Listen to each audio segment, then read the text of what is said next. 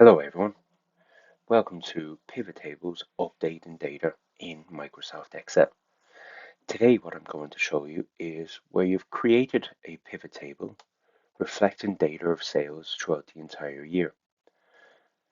Now we need to update the December 2022 sales into that pivot table.